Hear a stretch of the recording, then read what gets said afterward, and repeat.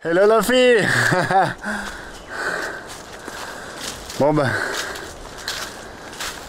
me voilà parti dans une nouvelle aventure.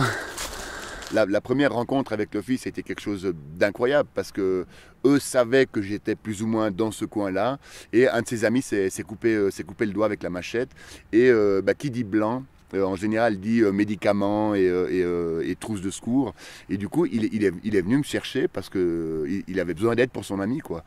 Et cette rencontre pour moi elle était géniale, c'est un retournement de situation aussi de me dire j'ai vu quelqu'un, je suis avec quelqu'un, je peux rendre service à quelqu'un et je ne suis plus juste tout seul à devoir survivre. Ça a été une rencontre qui était juste magique. Ils venaient de temps en temps grandir du Cava. Ils ont un camp qui est à 4 heures de marche de là. Et de temps en temps, pour se dégourdir les jambes, ils se baladent sur l'île et puis ils venaient pêcher dans différents endroits. Et là, ils sont venus pêcher dans le coin où j'étais, quoi. On est toujours en contact avec la destination Tofua, maintenant qu'on a mis sur pied, là, qui offre la possibilité à des gens de partir un mois un peu en situation sécurisée sur l'île. C'est lui qui s'occupe de toute la partie sur l'île, la préparation, faire venir les gens. Et du coup, on a monté quelque chose ensemble de cette rencontre au bout du monde, tu vois, c'est juste incroyable. Avec cette rencontre, j'ai appris une chose.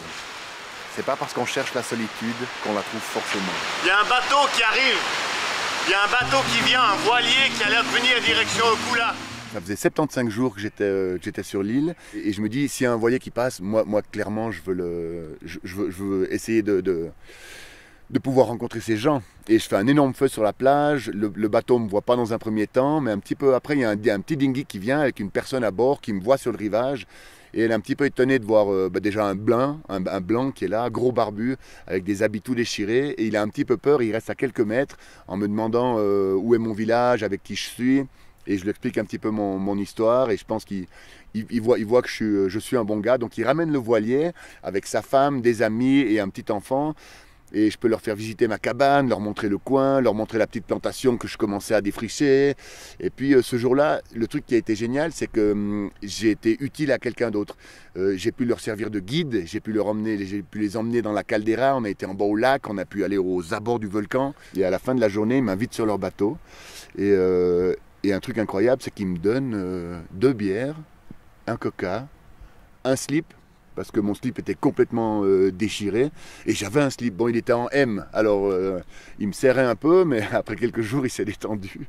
Et à la fin de la journée, un truc génial, c'est que la dame elle me dit, mais là on part nous, et toi tu vas rester seul sur ton île, et est-ce que tu vas pas être plus triste maintenant, parce que tu seras de nouveau seul, tu vois. Et je me souviens que je leur ai répondu que non, au contraire, parce que j'ai rencontré des gens aujourd'hui. Et ce jour-là, c'était un bonheur incroyable. Et ça restera dans mon cœur pendant mes 300 jours. Thank you Norwegian people, thank you very much. Bien ça, c'est ce que je peux appeler un moment de bonheur intense.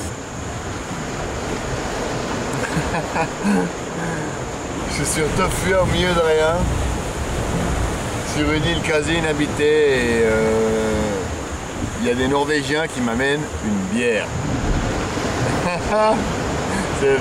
C'est simplement incroyable. 3 semaines avant de partir, il y a son meilleur ami, quasiment son frère, qui vient lui rendre visite, si on peut appeler ça comme ça, qui vient le chercher en fait, qui vient le réhabituer à la vie en société.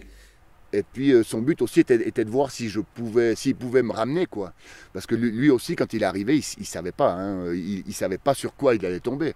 Je laissais des messages chaque semaine sur un combox, et du coup, les gens qui écoutaient ces messages, des fois, ils étaient quand même inquiétés. Parce qu'il y a des jours où j'étais vraiment down, et il y a d'autres jours où j'étais à fond. Et il disait, mais il a pété un câble, peut-être Xavier est là-bas. Et Gaël, c'était le premier à venir me rejoindre, donc il ne savait pas sur quoi il allait tomber, tu vois. Il m'a dit qu'effectivement, j'étais beaucoup plus maigre, mais j'étais toujours le même bonhomme. J'avais pas énormément changé. L'autre but était aussi, pour moi, avant de rentrer, il fallait que je puisse montrer ça à quelqu'un. Que je puisse parler avec des gens, en tout cas avec une personne, avec Gaël, et que lui comprenne exactement ce que j'avais vécu quand je lui parlais. Parce que je t'en parle, tu te fais une image, mais tant que tu ne l'as pas vécu, tu ne peux pas savoir ce que c'est.